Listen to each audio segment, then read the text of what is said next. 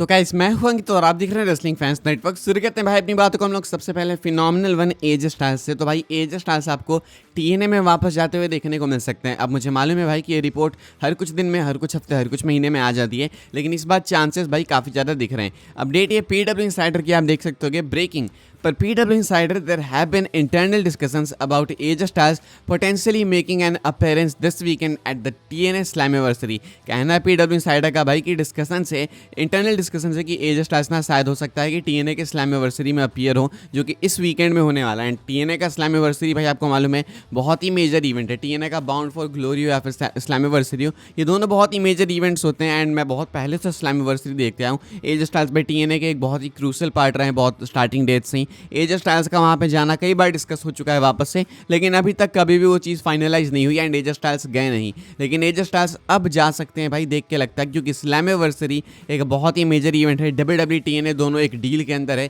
And इस पे भाई ट्रिक विलियम्स ने भी रिएक्ट किया आई बॉल्स वाली इमोजी के साथ में। ट्रिक विलियम्स TNA चैंपियन है, हो सकता है भाई कि जो ट्रिक विलियम्स से क्या पता अपनी टाइटल डिफेंड करें अगेंस्ट एज स्टाइल्स। क्या पता एज स्टाइल्स एक बार फिर से TNA चैंपियन बने, क्या पता 2025 में एक क्रेजी चीज़ हो भी जाए।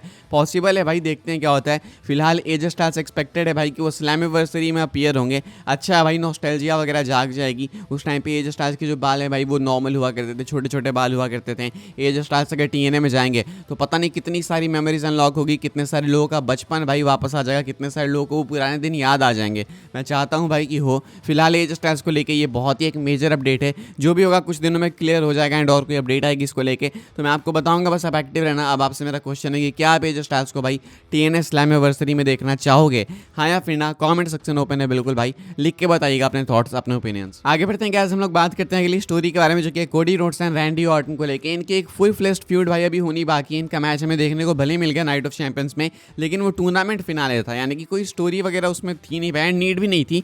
लेकिन इसके ऊपर कोडी क्या कमेंट करते हैं भाई मैं आपको बता दूं। Cody discussed about having a potential program with Randy Orton. Undisputed के साथ बात करते हुए कोडी कहते हैं we could do a 6 month program that leads to WrestleMania.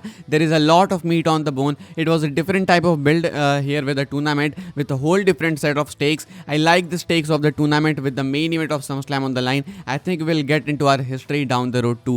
कहते हैं कोडी रोड्स के, देखो अभी जो हुआ टूर्नामेंट का फिनाले हुआ वो एक अलग चीज़ थी, मतलब उसमें स्टोरी वगैरह की नीड नहीं थी। वो भी मुझे पसंद है, SummerSlam मेन इवेंट मिला तो क्यों नहीं पसंद होगा, लेकिन वो एक अलग चीज़ थी। बात करूँ रैंडी ऑर्टन की तो हमारे बीच में काफ़ी हिस्ट्री रही है। मतलब ये एक ऐसा प्रोग्राम हो सकता है कि हम लोग रेसलमेनिया के बिल्ड कर सकते हैं 6 महीने पहले से।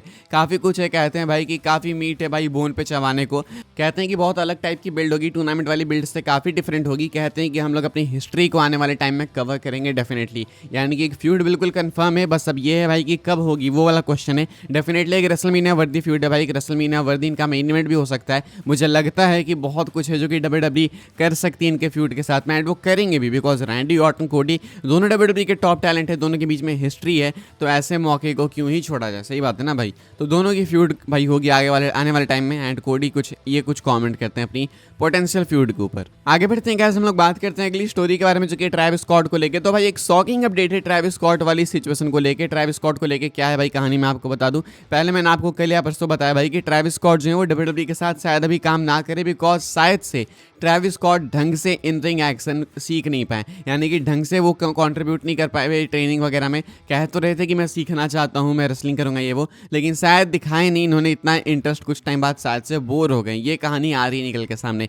अभी कहना है ब्रायन एल्वेरेस का भाई कि कंफर्म तो बिल्कुल नहीं है, लेकिन कहा जा रहा है कि ट्रैविस स्कॉट जो है वो शेड्यूल्ड थे कि बैड बनी के साथ वो एक एक्शन बैक मैच में आपको देखने को मिलेंगे SummerSlam में, यानी कि एक टैग मैच हो सकता था जहाँ पे कि शायद से ट्रैविस स्कॉट मैकेंटायर के साथ में टीम अप करते हैं एंड बैड बनी ऑर्टन के साथ में टीम अप करते हैं, एंड इनका टैग मैच होता था SummerSlam में। यानी कि अभी जो अपना मैच है Drew McIntyre and Logan Paul versus Randy Orton and Jelly Roll, ये ना हो के मैच होता है Travis Scott and Drew McIntyre versus Randy Orton and Bad Bunny, तो ये मैच होना था। लेकिन अब ट्रैविस स्कॉट को लेके कहानी ये है कि ट्रैविस स्कॉट ढंग से भाई इन रिंग वर्क सीख नहीं पाए, या बोलो कि इन्होंने बाद में जाके ज़्यादा इंटरेस्ट नहीं दिखाया, तो इसलिए WWE ने आइडिया ड्रॉप किया।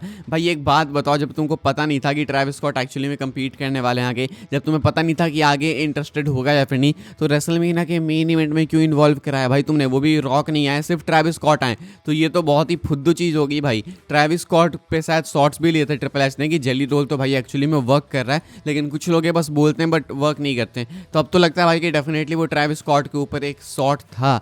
क्यों? मतलब जब तुम खुद नहीं पता तुम्हें भाई कि ट्रेविस स्कॉट आके कम्पीट करेगा या फिर पता नहीं कैसे करेगा कैसे नहीं, तो तुम रेसलमेनिया के मेन इवेंट में कैसे ला सकते हो भाई? वो भी ऐसा कोई 11-11 मेन इवेंट नहीं भाई, जॉन सीना टाइटल के लिए कम्पीट कर रहे हैं, आखिरी रेसलमेनिया सीना का, उसमें तुम स्पॉटलाइट ट्रेविस स्कॉट को दे रहे हो। तुमको पता भी नहीं है कि 2 महीने बाद वो कम्पीट करेगा। क्या बकवास है भाई, ये कोई लॉन्ग टर्म विजन नहीं है, कुछ भी नहीं है, बस अभी पैसे मिल रहे हैं तो अभी कमा लेते हैं, वो वाली बात है। आज खाए कल गंवाए वाला सीन है इनका। यही कुछ है भाई ट्रेविस स्कॉट को लेकर अपडेट। काफ़ी शॉकिंग चीज़ रिवील हो रही है भाई, कुछ और भी रिवील होगा तो मैं आपको बताऊंगा। लेटेस्ट ये है ट्रेविस स्कॉट को लेके।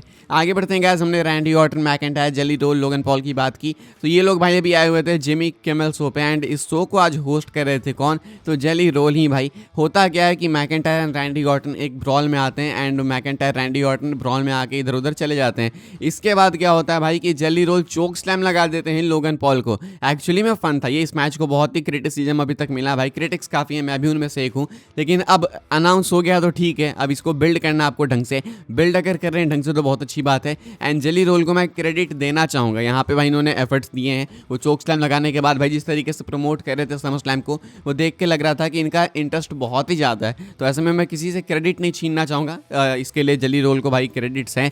एंड अगर बिल्ड सही कर रहे हैं तो क्या दिक्कत है भाई, क्योंकि ये भी फेक ही है एक तरीके से। तुम देखो बाकी मैचेस की तरह, लोग कहते हैं डब्ल्यूडब्ल्यूई फेक है, तो उनके हिसाब से देखो ये भी फेक ही है बाकी मैचेस की तरह, तो फिर इसकी कमियाँ क्यों हम लोग देखें? क्योंकि एक सेलिब्रिटी है बस इसमें, तो इग्नोर कर सकते हैं अगर बिल्ड अच्छी हो जाए तो स्क्रिप्टेड है सारे मैचेस, ये भी स्क्रिप्टेड है, चल जाएगा अपने को, लेकिन बिल्ड अच्छी होनी चाहिए भाई।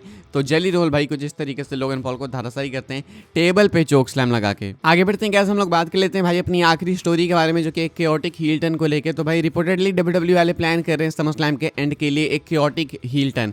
अब ये हील टर्न हमको मालूम है भाई किसका हो सकता है, 2 ही नेम से भाई, यानी तो कोडी रोड्स यानी तो रैंडी ऑर्टन, एंड दोनों ही समर स्लैम के एंड में हो सकते हैं। कोडी सीना का मैच सपोज मेन इवेंट है नाइट 2 का, कोडी अगर हील बन गए तब तो होंगे भाई केओटिक, मतलब इससे केओटिक क्या ही हो सकता है।